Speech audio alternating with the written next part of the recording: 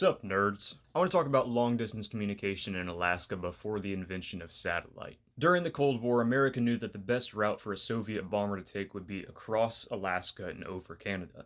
So they decided to set up a distant early warning system, which was a network of radar sites connecting Alaska and Canada, so that when a Soviet bomber flew over, they could relay that information to the nearest sector control center. They called this the White Alice Communications System. This was a great plan, but there was a big problem. Long distance communication in Alaska was incredibly difficult. The telephone connections were incredibly rudimentary, and you could only place one call at a time between Nome and Fairbanks, Alaska. Telegraph lines and line-of-sight microwave were also bad options because of Alaska's harsh and mountainous landscape. The best option appeared to be shortwave radio, which bounces off the ionosphere to reach a receiver on the other side of the horizon.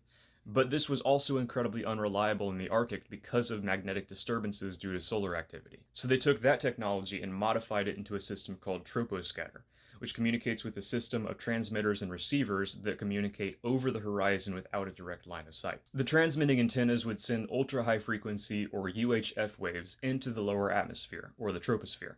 Most of these would continue on into space, but a few of them would bounce off of natural irregularities, or turbulence, in the atmosphere.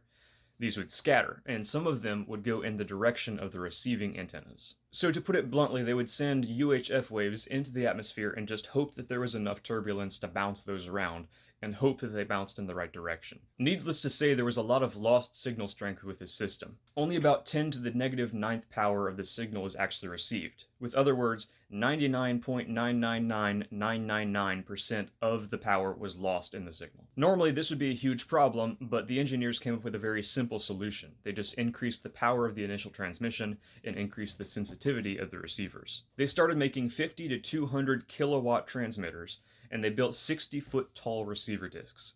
For context, a handheld radio is only about 1 to 5 watts, and your car radio is only about 25 to 30 watts. By the time the signal was received from the 200,000 watt transmitter, it was only at the strength of maybe a couple nanowatts or even picowatts, a billionth or a trillionth of a watt. But with the massive receivers and low noise amplifiers, they were able to pull out a clear voice signal. They would send the signal on 2 parallel transmitters on 2 parallel frequencies each, and then it would be pieced together once it was received with 99% accuracy. It may not have been the most intuitive technology, but it was the best option at the time. So, once the White Alice Communications Network was complete, there was a set of transmitters and receivers, on average every 150 miles, through which someone could communicate a message over 1,000 miles in less than half a minute.